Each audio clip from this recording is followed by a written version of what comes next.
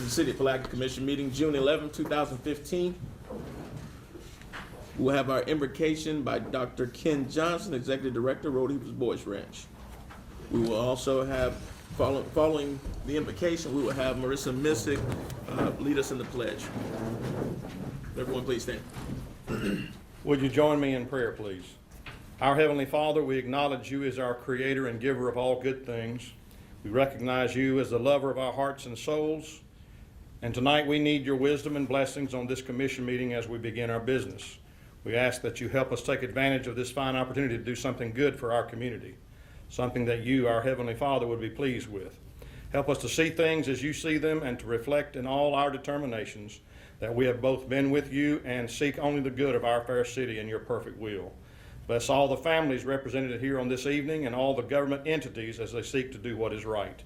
We need your blessing and look forward to the future as we serve you. Help us to be comfortable, acknowledging you in all of our thoughts, actions, words, and decisions. In the name of our Lord and Savior, Jesus Christ, amen. Amen.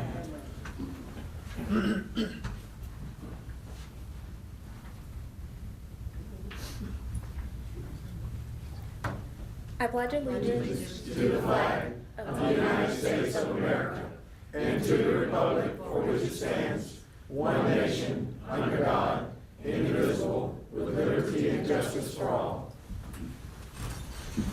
Thank you. You may be seated. Roll call, please. Mayor Hill, Here. Commissioner Brown, Commissioner Borum, Present. Commissioner Campbell, Present. Commissioner Norwood. Here. All members are present and accounted for.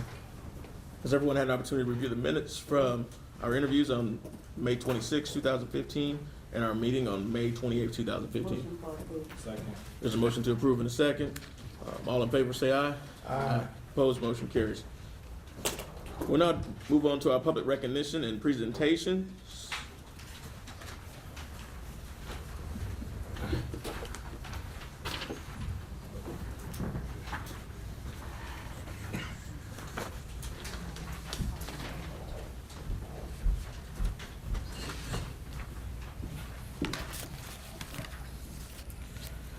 First up, we'd like Ms. Angel Dukes to come forward.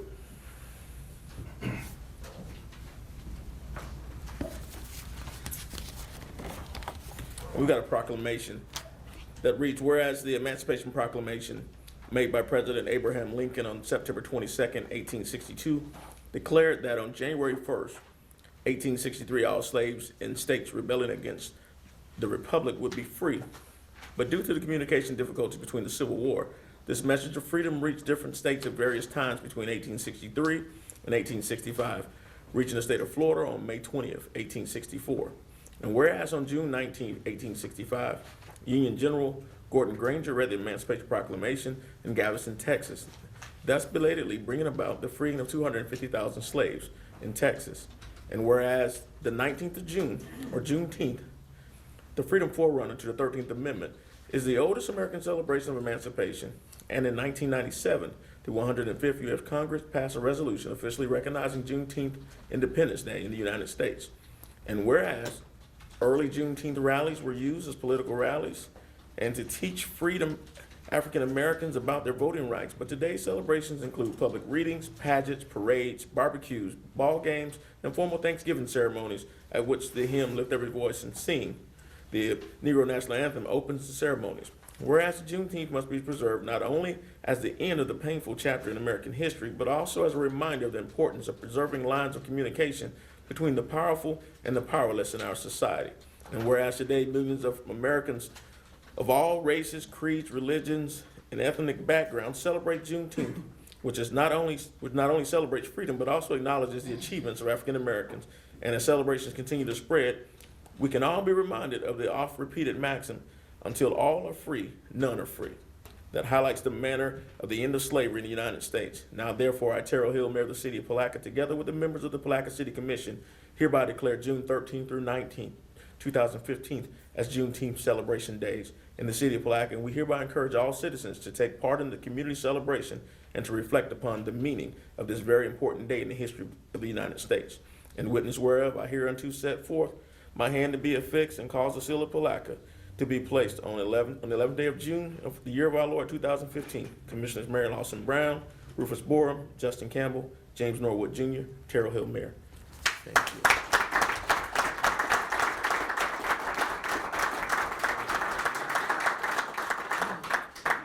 Wow, this is such an honor. It's great visiting Palatka. I live down in Crescent City. I was born in Georgia, but moved to Crescent City when I was a little girl. So I traveled around the world with UNESCO. So quite honestly, I didn't know anything about Juneteenth when I left either. I was just a mere whatever. Can't give my age away. But anyway, as I traveled around the world, whether I was in China, Guam, South America, Germany, wherever there was an Afro-American presence, there was this Juneteenth, and it resonated. I mean, it was just a joyful time. So when I came back home to Crescent City, I found that it had not been celebrated there. So in 2012, on June 15th, we launched Crescent City Juneteenth. And the next year we did Juneteenth. And last year we had the phenomenal women of Putnam County, and many of you probably came, where we recognized phenomenal women with the A. Philip Randolph Award throughout Putnam County.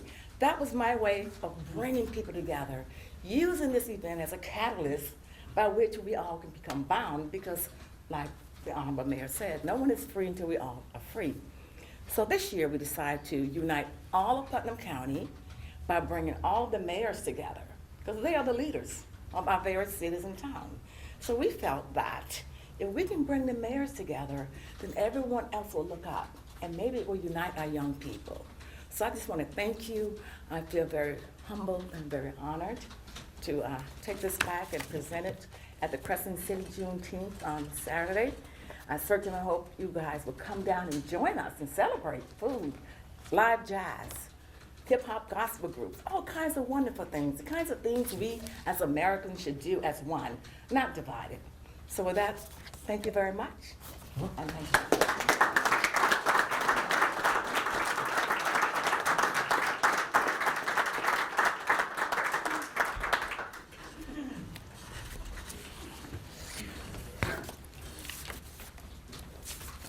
Again, Ms. Dukes, we thank you for your energy. We thank you for your passion. And for all of us who listen, we could hear the passion in your voice. And we know that there's unity in our community and better days are coming. And we thank you.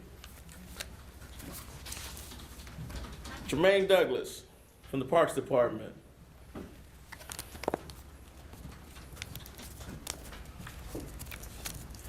Can you have your wife come up with you?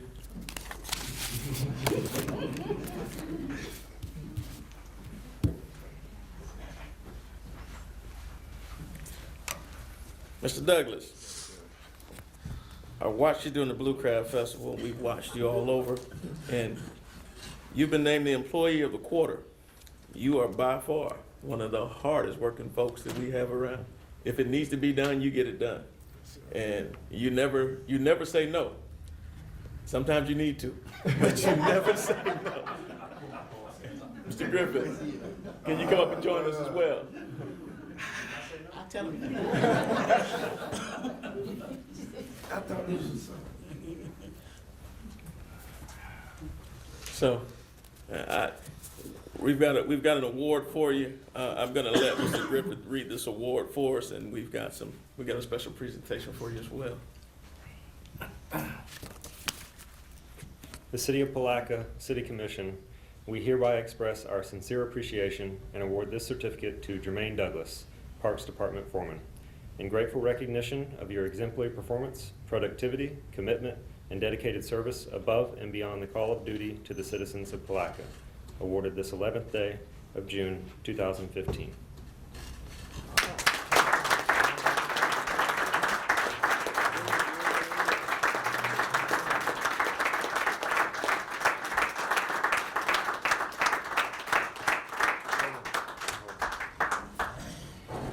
Just a few things about Jermaine. I've had the pleasure of working with him for 2 years. Yeah.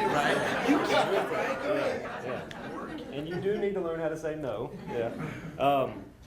He is the grounds foreman for the Parks and Facilities Maintenance Department, and he makes me look good, which is a good thing. I appreciate it. Mr. Douglas has on countless occasions provided assistance to other departments when needed. He fills in as the on-call person for the street department, even though it's not in his job description. He helps with special event setups, including Blue Crab, Azalea Festival, and all the great large bass tournaments that we host here. He works extra and odd hours so that I don't have to, which is great.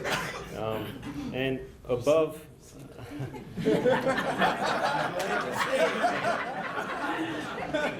Now we know. Yeah, but I am calling you at 5:30 in the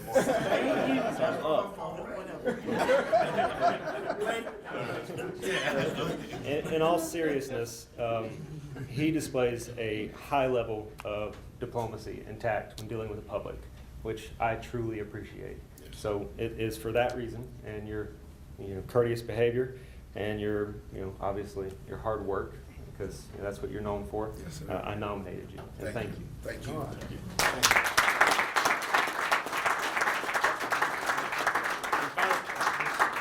And finally, Jermaine, Oh, okay. this is a token of our appreciation, and I thank you for all that you've done.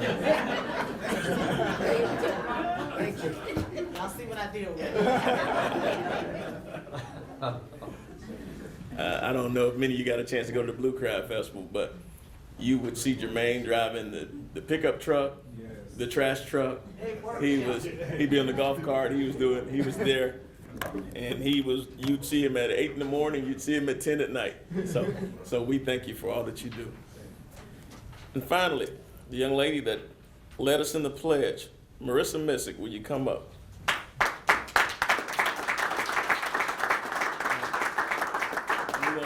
We want your family to join you as well. And keep them around this side.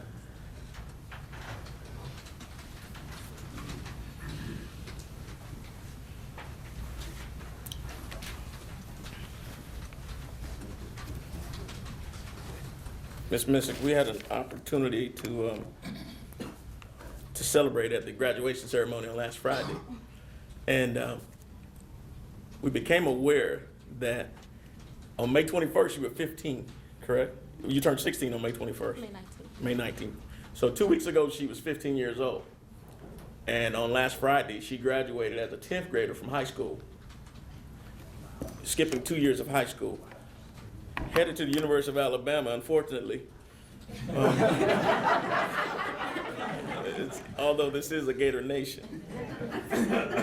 But as a resident of the city of Palatka, you exemplify what we want our young people to be. We want them to be stellar students, great citizens, and great achievers, and to dream the impossible dream and to make it come true.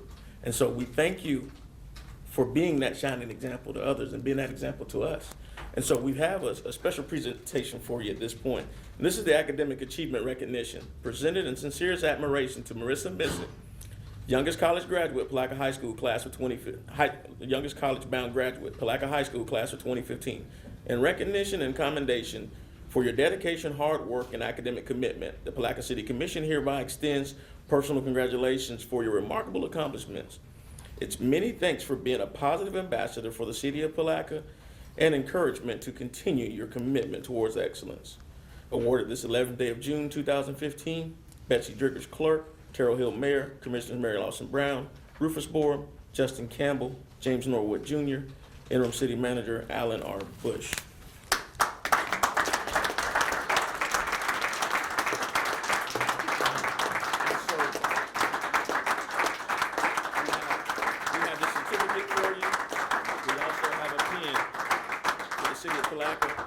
And we've got a special gift for you if you stop by tomorrow. All the commissioners have given you a token of love, and you can pick that up tomorrow. But we want you, before you leave, we want you to sit and kind of tell everybody what your goals are as you enter University of Alabama. So as you guys know, I'm going to University of Alabama, and I'll be majoring in psychology. And then once I finish there, I plan to go on to law school and then become a family attorney. All right. Thank you.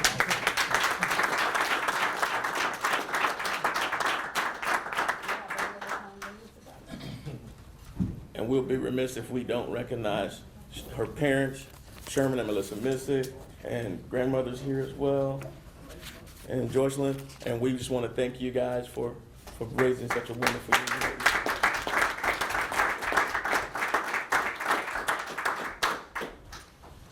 You know, when I was in high school, I was glad just to get out for a half a day, not for 2 years. So that your accomplishment is not to be taken lightly, and we're so proud of you. Now it's time for Mr. Vickers. We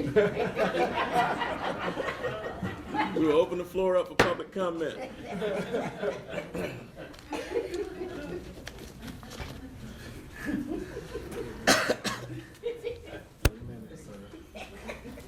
Good evening. How are you? One of these days I'm going to disappoint you. And I do sometimes intentionally because I hate to be predictable. When you see me coming here, he got something to say. So sometimes I will not say something because it's the right thing to do, not coming here with you anticipating me talking. But I have a lot to say. I've had a lot to say for a long time. And I've been holding back because I don't know why. But we're going to start off with this. My whole thing here is, how do we get where we are today as being the poorest county in the United States, in Florida? The 9th poorest county in the United States. Out of 3,000 some counties in the United States, we are number 9th poorest county. Mr. Norwood and Ms. Lawson Brown, you're the two senior people here. How do we get here? Can anybody say, how do we get this point? We were second from the last, now we're at the bottom. We're sinking, we're down, we're not on the ground, we're in the ground now. How do we get ourselves out of it? Anybody can tell me how we got there and how we get out of it? Well, we're getting out with people like you that. Oh, no, I can't bring you out. No, yeah, you can. No, there was a song came out years ago called Harry Hippie. Harry Hippie says, my friend Harry's laying on the ground. I can't help you laying on the ground, you gotta get up. Laying on the ground is not gonna get you anywhere but into the ground. And this is where we're headed. We're already into the ground, we got to try to get ourselves out of the ground. The reason we're here today in this predicament we're in is because of one thing. Poor management is what got us here. And I'd like to know, one of you commissioners can tell me how much it costs to operate the city per month. Anybody knows this? Mr. Norwood, Ms. Brown, you know? No. You know? Mr. Matt? It depends on whether you're looking at the city as a whole. As the all the city as a whole. enterprise funds, I'm talking about the city as a whole. roughly $20 million, about 12. See, that's what I'm talking about. And you divide it by what? 30, and it tells you how much it is per day, right? So math is simple. It's that the thing is about it, somebody has not been doing the right things because Mr. Matt knows what's going on. He may not be saying what's going on, but he knows where the money is not going, where it should be going. Because the money that you spend is the money that we pay in taxes. And when it's not being utilized properly, we become at a deficit. We have to go out and borrow money. We can't pay our debts. We don't have money to do things that we need to do. Will you, as the new people coming in, this is what you came in saying, that hope. Hope comes what? What comes out of hope? What are you here for? What are you planning to do? Sit here and do nothing or just talk? These are things that makes a difference in how we, see, what happens here is that we as a community, we are sinking. Our property value is getting less than what it should be. We're not trying to get people to come in and invest into our city. We're not trying to do anything to get people to do anything here. There was a thing here with, said they wanted to do, was have an impact fee to charge the people to build a house. $10,000 for me to build a house, that's ridiculous. Instead of giving us incentive to build a home, you want to charge us for building a home. That once that home is constructed, the rest of that time is there, you will reap the benefit from it. Because my mother was she purchased a house in give me a little bit, please, please indulge me just a minute. Squeeze you for a little bit more. All right. She purchased a house in 1945, I think. That house has been there for what? That makes it 55, 60, 70 years old. 70 years old. We are still paying taxes on that house. The money I pay per year on taxes is what the house costs. Yeah, wrap it up. And we need to try to figure out how we can get ourselves out of this thing. And Mr. Attorney, you have a responsibility here too, because you said you are our advisor. You can't make us do anything, but you can advise us in the right direction of where we should be going, and not where we shouldn't be going. Thank you. Appreciate it. Thank you, Mr. Vickers.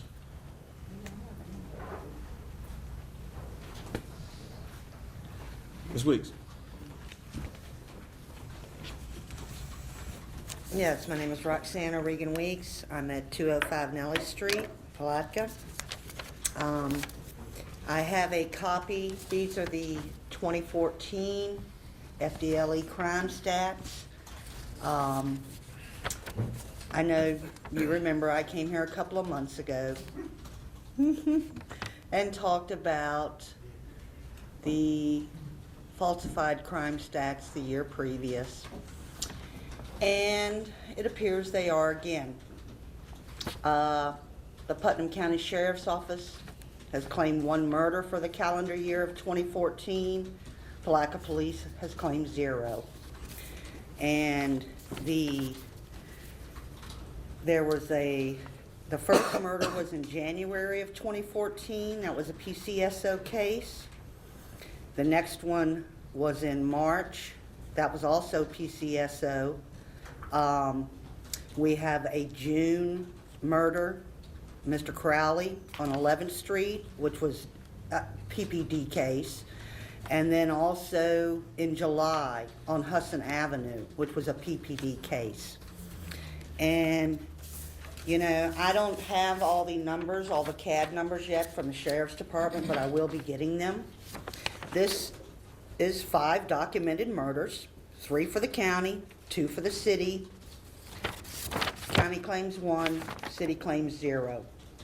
And other than misleading the citizens, you know, the top 7 crimes are shown here. Other than misleading the citizens about a false sense of safety and security, this is a 3rd-degree felony to falsify these stats. I've mentioned that before. Based on the fact that they get public safety budgets and grant money from this. And again, I want to stress that the thing that bothers me most is that these victims don't even count for a hash mark in these stats. That's what bothers me. And I would just hope that it would be addressed soon. And I will be getting the CAD reports from the Sheriff's Department. I'll be pulling them for the entire year for the county and the city and comparing them to what they have reported here.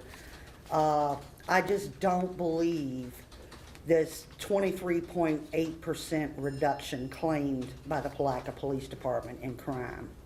So when I get those reports, I'm gonna bring y'all a copy. I guess I'll leave them with the clerk for y'all to review and let you know.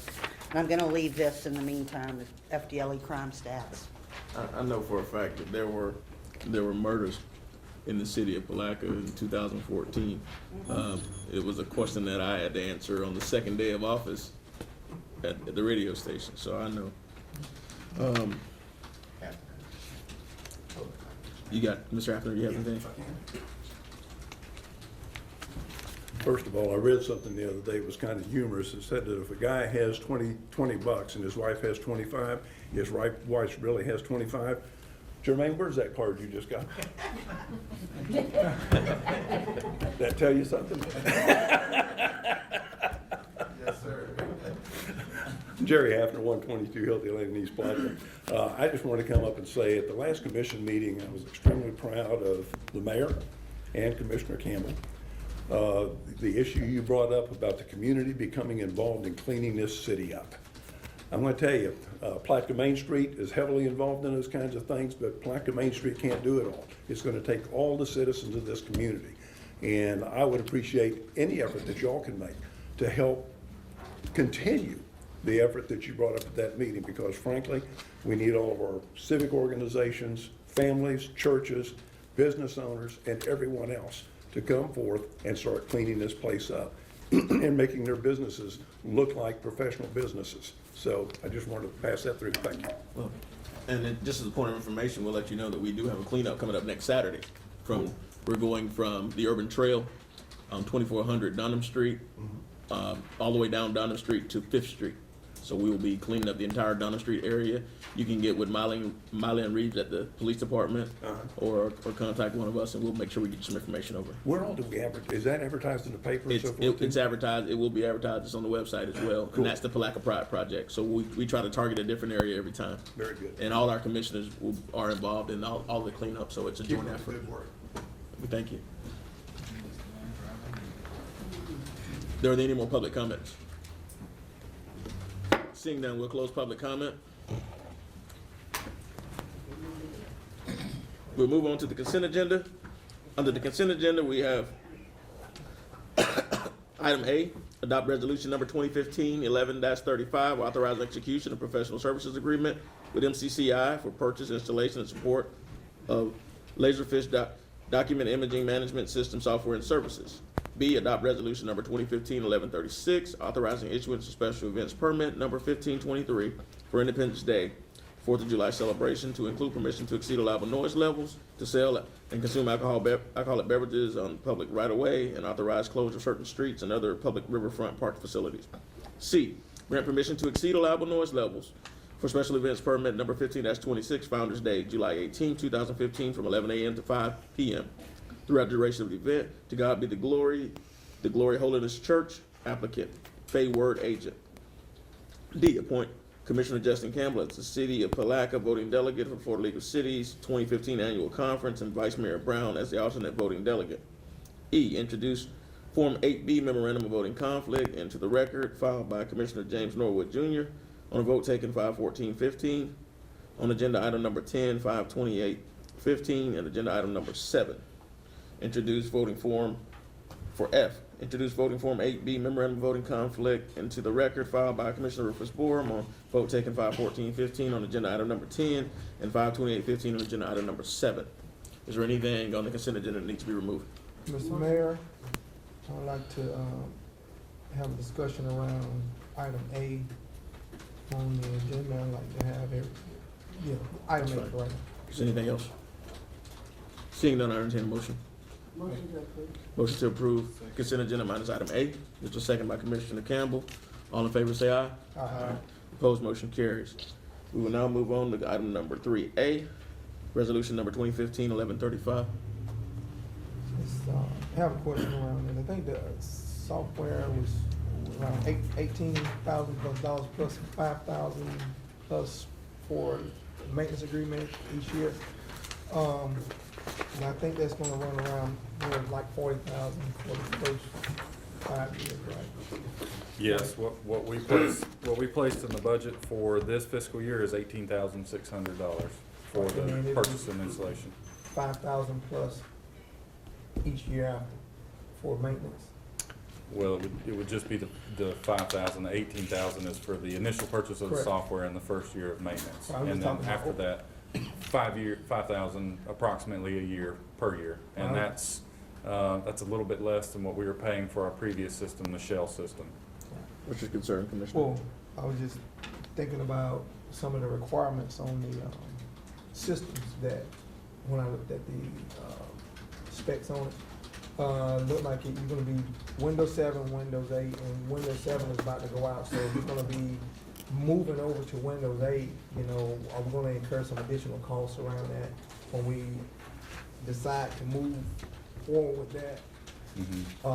In addition to, we talking about the server side, the client side, that when your Windows 7, Windows 8, the server side, you're gonna also have some additional costs around licensing and all that. So have we really considered all of these costs? Yes, we built that into the IT department budget as well, to purchase that additional licensing.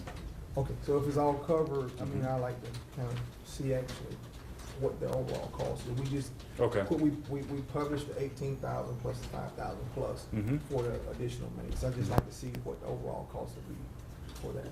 Okay. Understand. Is that the form of a motion?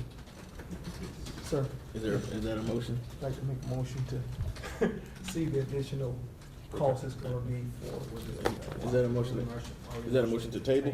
Or we motioning? Is that a motion for us to table this item until you get some additional information? We'll table, I'd like to make a motion to table this item until we get the overall cost for the, There's a motion on the floor. Is there a second? time frame, Matt, or are you gonna be left in a lurch if you don't have this agreement in place, and when? Well, this imaging software, really, I believe Betsy was the one that placed it on the agenda. She's the records keeper for the city, so it's primarily for her, her use. We haven't really used the Shell system for quite some time, so.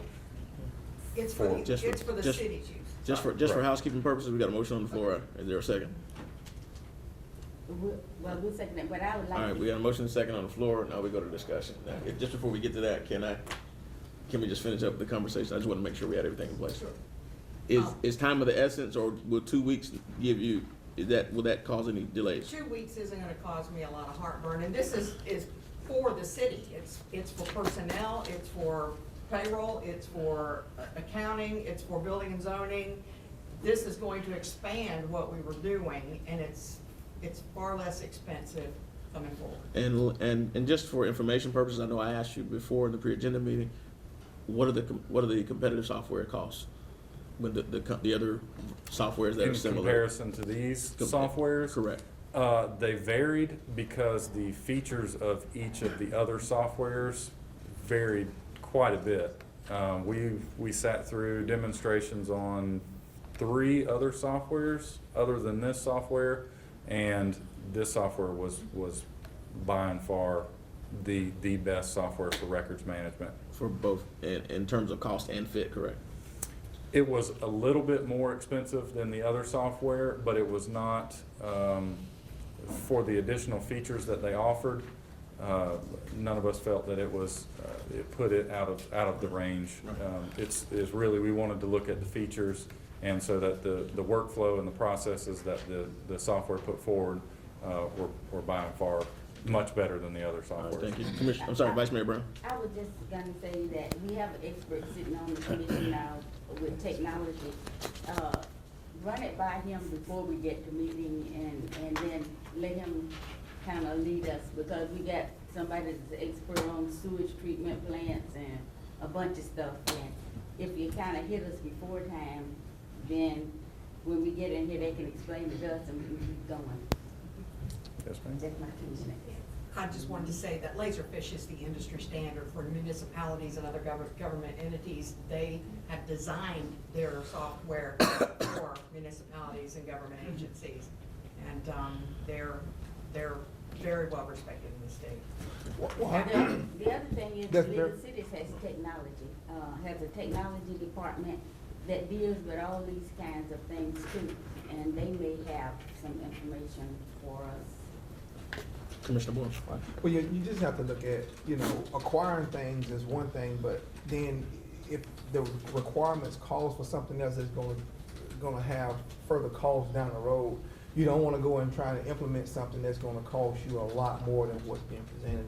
And I think, what we saw is gonna cost a little bit more because we're still on Windows 7. We're gonna be even migrating to Windows 8 at some point in time. And then you got the server side, so we need to look at the overall cost for all of the whole package. Okay, is there any more discussion? Seeing none, we'll call the question. All in favor, say aye. Aye. Opposed, motion carries. Moving on to item number 4, CRA business, discussion on CRA structure per action taken on 5/14/2015, the CRA meeting.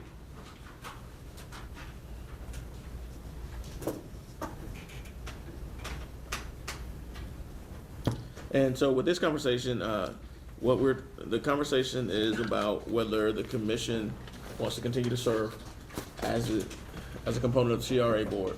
There have been some concern that the actions coming before the CRA board were a bit redundant because the same body was hearing those actions on 2 separate occasions, particularly within an hour of the next commission meeting. We've also had a conversation as to changing the date of the commission meeting, that we were looking at a Monday, like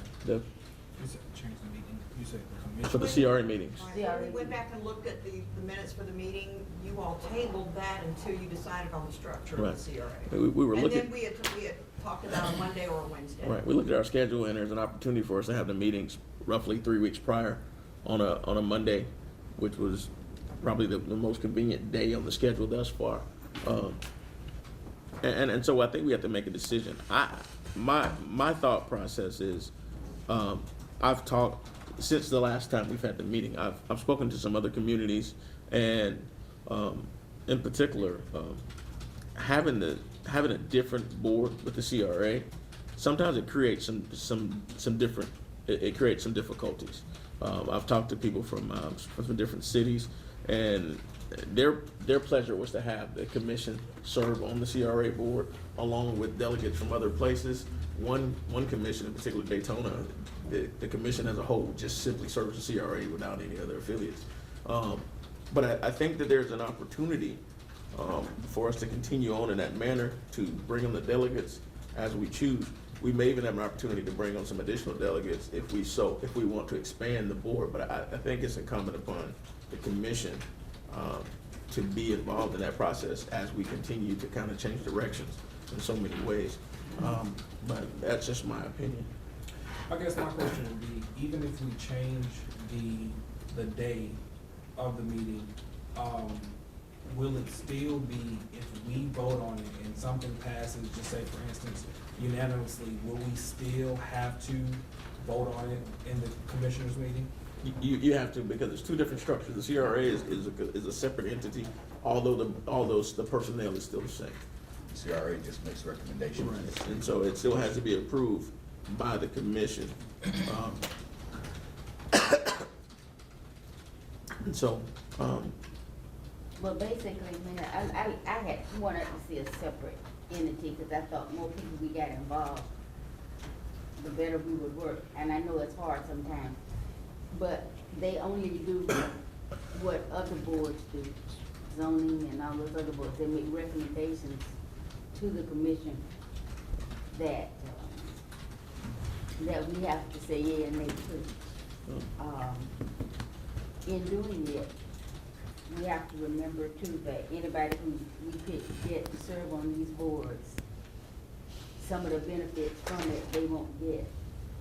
And we need to look at that too. My thing was getting more participation from our people in the areas like downtown or business people to come up with some really good things that we would need to have done and make them work. so would the answer be to get more people involved? Would the answer be to create an advisory committee, or would it be to disband the CRA and create a new format? I think getting more people involved, we already have, I mean, it's already a board of what, 7? So I think more of the, I don't think in this instance it's more the merrier. I think it's more the problem. So I would not want to see I don't want to see us expand beyond what we already have as far as the 7 members. So I personally I think that's not the best decision or the best move for us.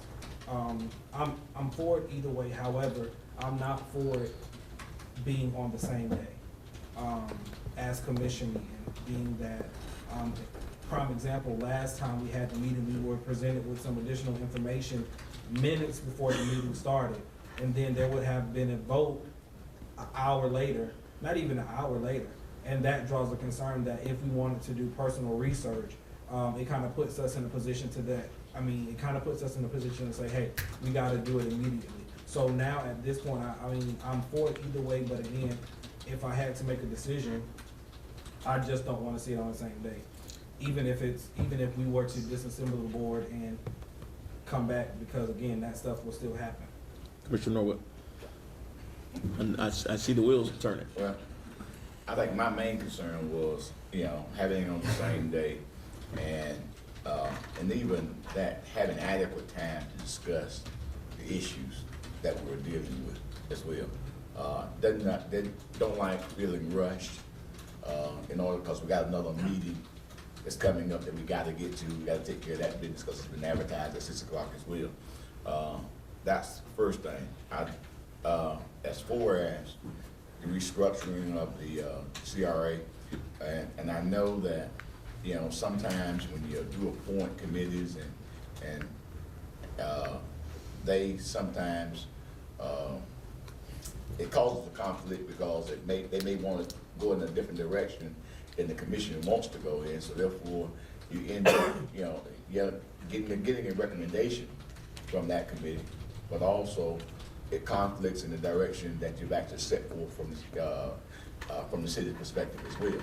So that brings a problem, but also, Vice Mayor brings up a good point as well, where the more people that you get in, you get more people involved in the decision-making process that will make a recommendation to the commission as well.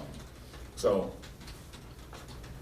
either way, if we decide to continue with CRA as it currently exists, or if we decide to restructure it, I don't necessarily have a problem one way or the other, but one of the things that I don't want to do, I don't want us to meet on the same day that we have a city commissioners meeting, just because I want to make sure that we take time to really vet the items that's in front of us. Commissioner DeBoer. My feeling would be, I mean, I would like to have it moved to a different day. Again, we do be rushed, and a lot of times they have concerns that may get cut short. Sometimes they might need to be tabled or whatever to another time. So in my mind, I'd like to have that moved to a different day.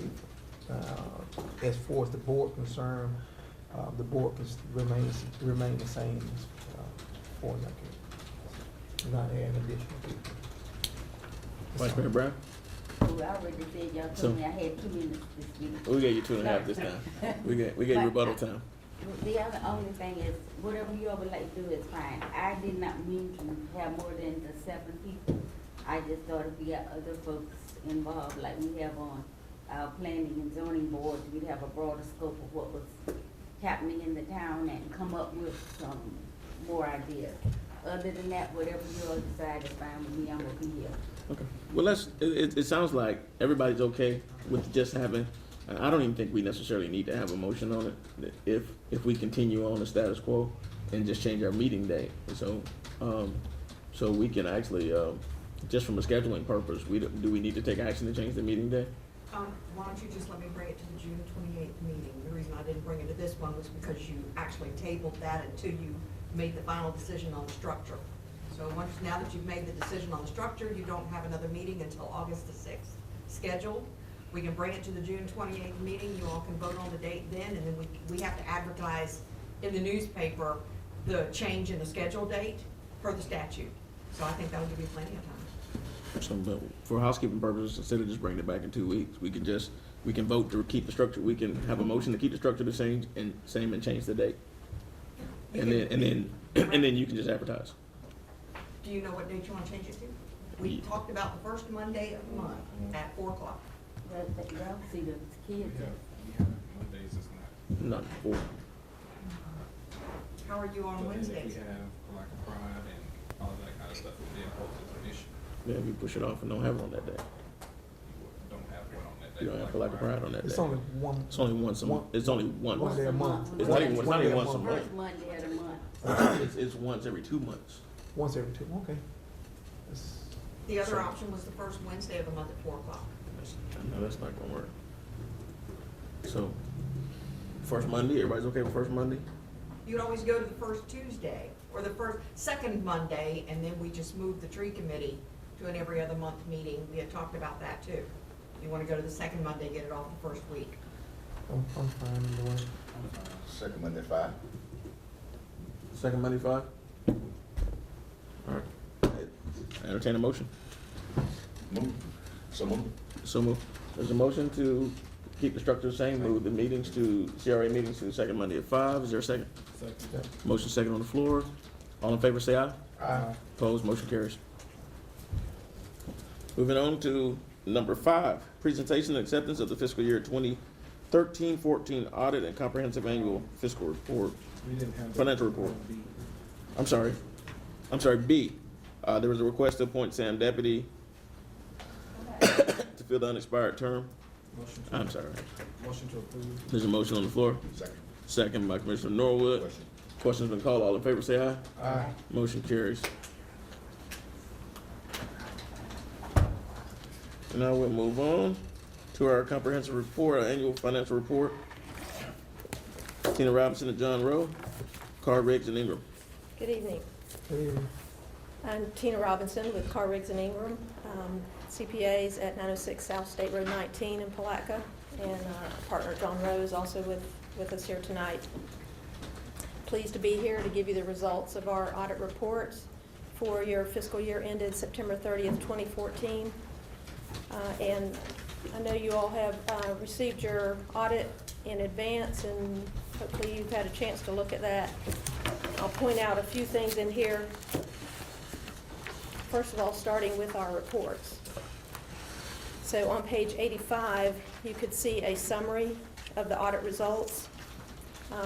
This basically summarizes that for each of the 7 major funds that you have reported and the non-major fund, you received unmodified or clean opinions.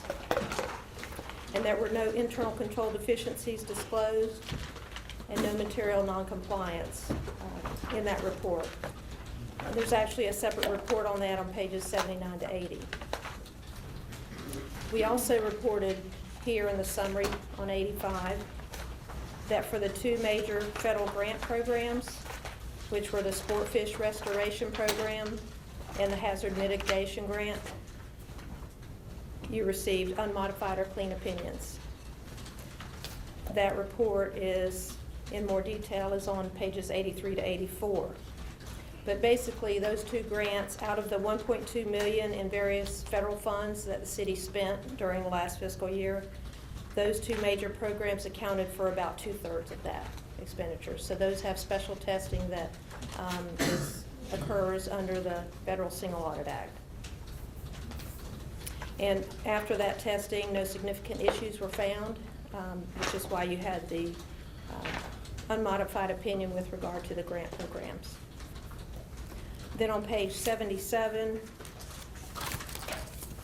we have the Auditor General's management letter. So these are items that are required by the state Auditor General, things for us to look at. And among those, in the rules of the Auditor General, they require us to apply financial condition assessment procedures as of the end of your year. So we have to look to see if you meet the definition of a financial emergency or deteriorating financial condition, as those are described in the Florida statutes. And you do not. You're not in a financial emergency, you do not meet the statutory definition of deteriorating financial condition. And what's that definition? I knew you were going to ask me that. Definition is a circumstance determined as of the fiscal year end that significantly impairs a local governmental entity's ability to generate enough revenues to meet its expenditures without causing a condition described in another section, references 218-5031, to occur, which basically that section talks about a failure to pay your loan payments, vendor payments timely, meet your payroll, those types of things. Now, we did point out on at the bottom of 77 that your general operating reserves of the city are, as of 9/30/2014, only estimated to be able to cover about 1.2 months of normal operating expenditures. And the GFOA, the Government Finance Officers Association, recommends that you have a minimum of 2 months worth in reserves. And I know that's something that y'all have been working towards, trying to build up little reserves. Also in this letter, we're required to comment on whether any of the prior findings, whether they have been corrected, and you had no prior findings, and that is stated here.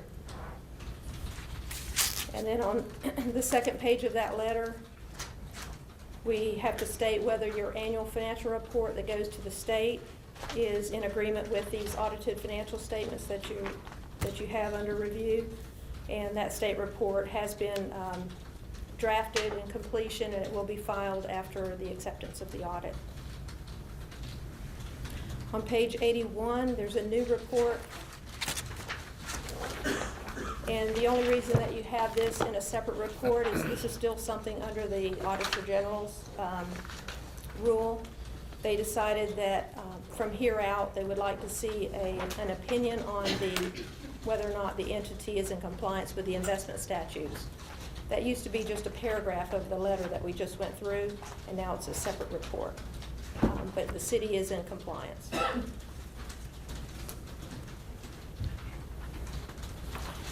And then, those are basically our reports, but I do want to give you some highlights of the financial results and also your footnote disclosures, which are basically there to support the financial results. One place that, is a good place for any of you to read is the management's discussion and analysis, which I'm not going to go through. That's prepared by your management. Your finance director prepares that, but it does give you a little bit of an overview of the financial statements. But I'll give you my recap of some of that financial information. First of all, there were a couple of new governmental accounting standards that were effective this year. And it seems like there's always new standards every year. But this year you had GASB 65 and 67. For 65, the primary effect to the city was a reclassification of certain resources. And the new classification is called deferred inflows. It used to be only, basic accounting, assets, liabilities, and equity. Now there's deferred inflows and outflows. So that was new this year. And basically for your purposes, the deferred inflows were unavailable revenues. They just couldn't be recognized as revenue because they're not available in the next 60 days. And also you had a restatement of beginning equity to expense some previous bond issuance costs. Again, that was required by that standard, so it wasn't something that you chose to do. That new standard is mentioned in footnote 14. Then the effect to the other standard that was effective this year was 67. That effect was a significant amount of new footnote disclosures and required supplementary information disclosures. That added quite a bit of additional time and, just in the preparation of the statements alone to get the initial new information there. And you'll see that in, basically in the pension notes, there are footnote 8, and then the required supplementary information, pages 47 to 53. Next year, I would like to just bring to your attention now, since we're talking about pensions, that there will be more standards effective at that time, but the most significant one would be GASB 68, which again is going to be related to pensions. So your finance director again is looking at that to see how it's going to affect the city, but you should expect it's likely going to require a new large liability for pensions to be booked on your financial statements where it has not had to be booked in the past. And that's for governments who have a pension trust, as you do. And then I'll go back to the statements, starting on page 1.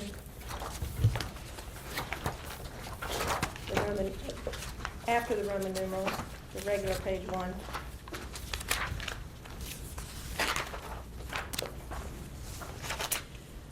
Just going to point out a few things on some of these pages, but at the bottom there, you'll see that your ending equity is made up of about $48 million invested in capital assets. It's in that lower section under net positions. You've got $47,886,000 invested in capital assets. That's net of the debt that's related to purchasing those assets. And then below that, you have various restrictions as part of your equity. That totals about $838,000. And then below that, you have unrestricted of about $2.7 million. And then on page 2, this is your government-wide revenues and expenses, which is a little bit different than your governmental funds, because this one includes both of these statements include the effect of capital assets and long-term debt for your governmental activities where the funds do not.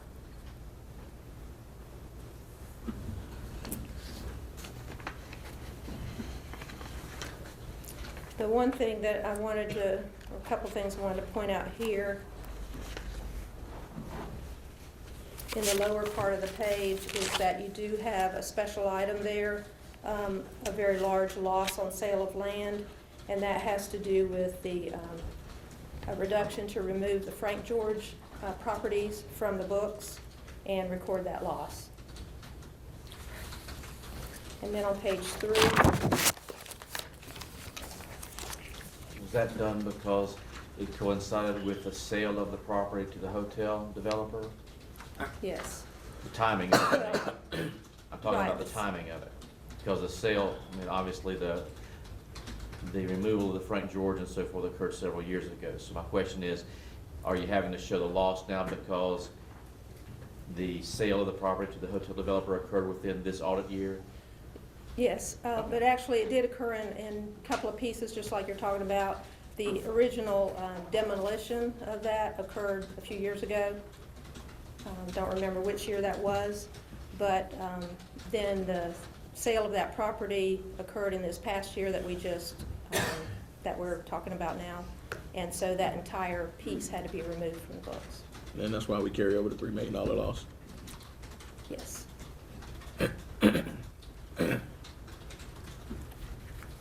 On page 3, in the general fund column, your ending equity balance is there.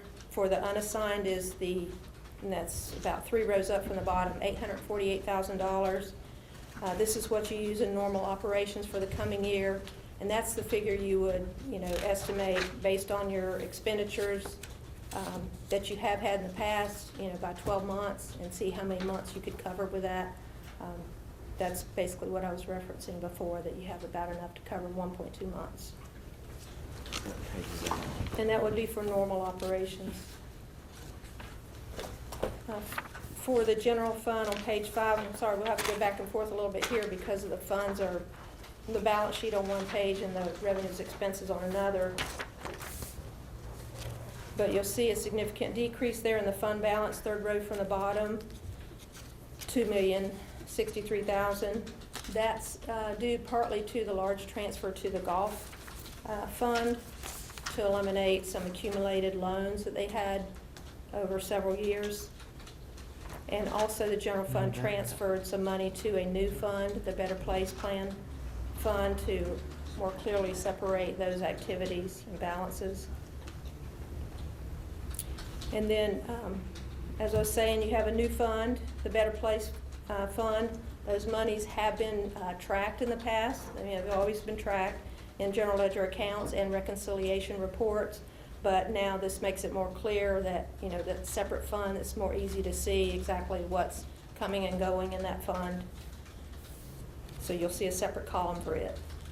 That fund actually shows a deficit fund balance at 9/30, $188,000. And the reason for that is that you had certain costs claimable as grant reimbursements, but under that new GASB standard, you're not allowed to recognize that revenue until it's what's called available. It's not available within 60 days. That money is expected to be collected during 2015, and I'm not sure if you may have already collected some. Then it's a timing issue.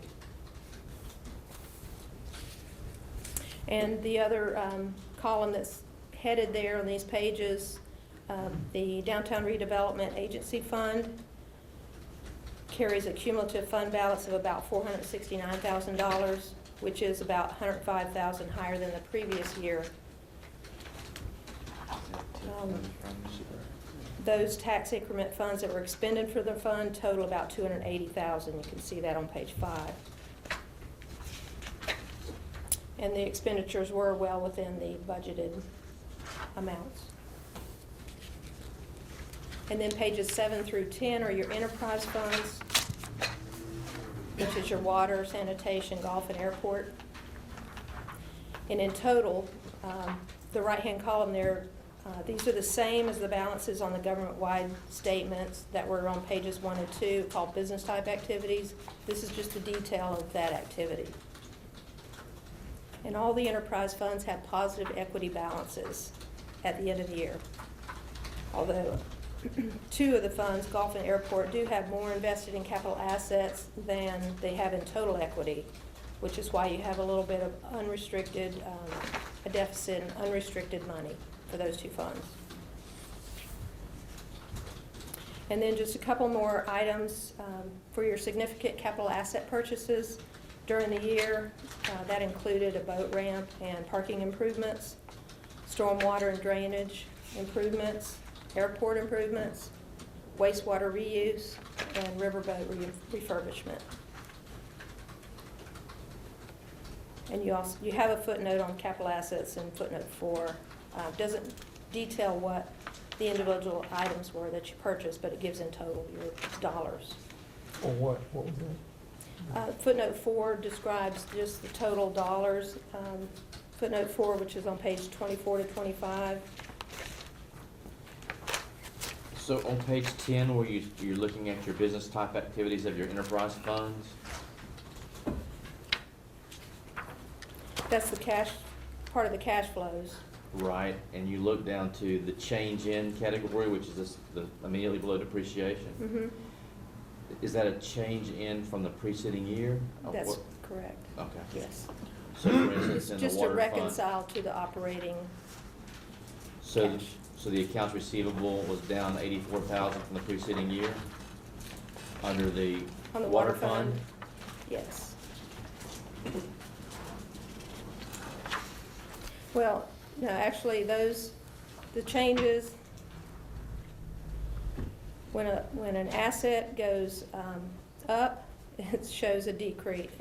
The change is a decrease starting from your operating income or loss. So it's a reconciling item. It's not showing the increase or decrease in that AR balance. That make sense? No. Okay. Because this is it's starting from your operating income or loss, which is already after the revenues and expenditures are deducted. It's not starting from a zero balance. So you're trying to reconcile and get back to the number that's just your operating activities. And that's part of the reconciliation. If your liabilities increase, you're going to see a positive number there, but if your assets increase, you're going to see a negative number there.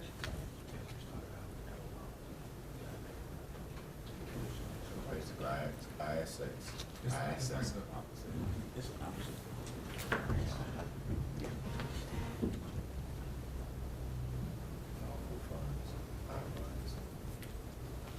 You have a question on that?